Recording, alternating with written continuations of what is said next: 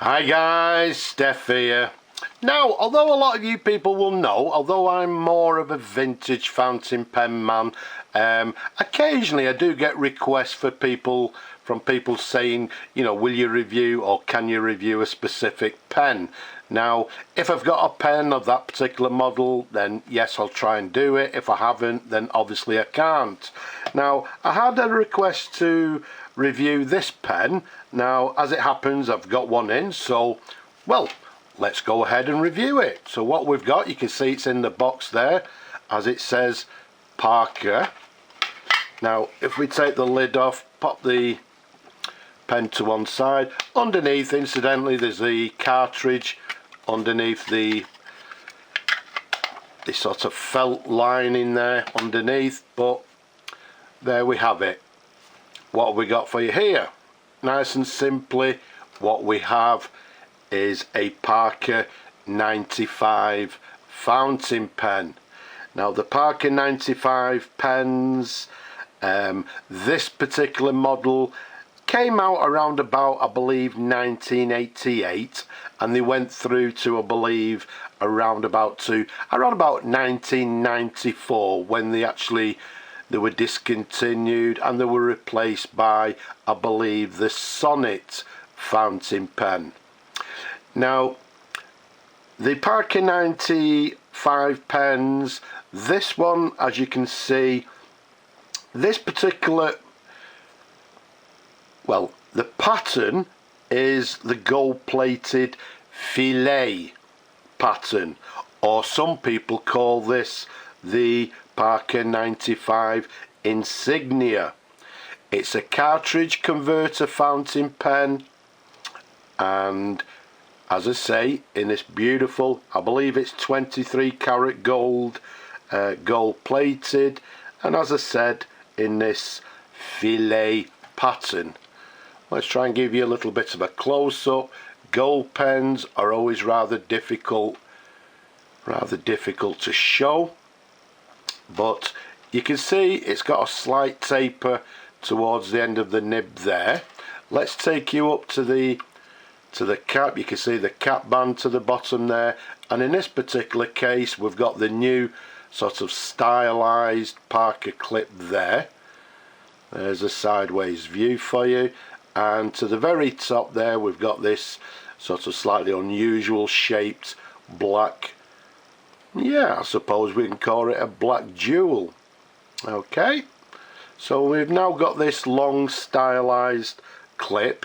These pens also came in numerous different models. I believe they came in a matte black model, a lac black, Thoya lac, and they also brought out a stainless steel model of this particular pen, or the Filete model. But all in all, a lovely pen, very nice.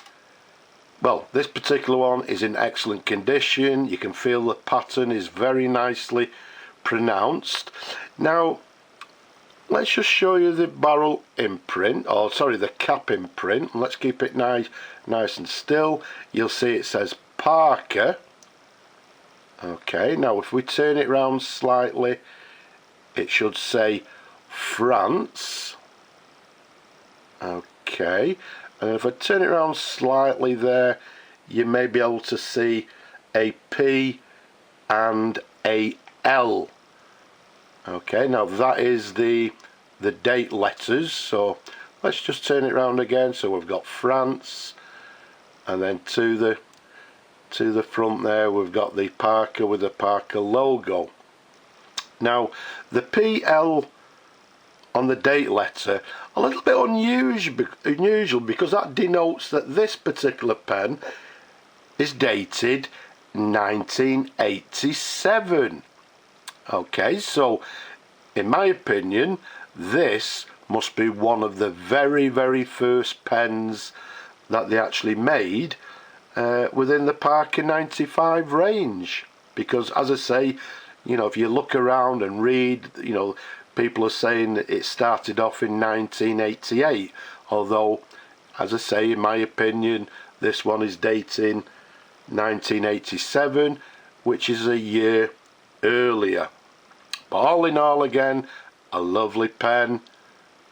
Not particularly vintage in my opinion, but there are people that collect these particular pens. They are lovely pens, and well, what we'll do, we'll try and find a new home for this one. I'm sure there's people out there that collect the Parker 95 pens. We've got a friction fit cap there, so let's show you the pen in numerous different angles. Okay, now let's take you to the section, and you can see this section is quite a plain section. It slightly tapers towards the nib there, and there's the nib for you. And what you can see, it's what we term, well, it's actually a 20, I believe, is it a 23 karat gold plated, what they termed as a semi-wrapped and semi-hooded nib. Okay, which is self-explanatory. There's a sideways view. Let's take you underneath there, show you the feed. Okay, you can see the feed also is sort of actually fills the whole nib. Okay, there's a better view for you. So as you can see, a semi-hooded, semi-wrapped Parker nib. And then if we actually unscrew the section, there you go. Inside we've got nothing. In my opinion, the pen has never been inked. Okay, so it's ready for somebody to insert a cartridge or maybe even a Parker converter, and off they go, and they can write to their heart's content. But it'd be interesting to see how the pen writes. So what we'll do, we'll dip the pen and see how it writes. As I say, we've got a gold plated stainless nib, so it'll be interesting to see how the pen actually writes. So what we have is a Parker, not a 99, that's an ice cream. We've got a Parker 95, as I say, this one made in France, and again, in my opinion, around about 1987. Okay, let me just do another little dip. It's actually a very nice writer. I don't expect it to have any flex because with it being a stainless steel nib, there you go, there's no flex in it. I'm saying the pen is writing, I don't know, maybe on the fine side of medium, but writing very nicely indeed.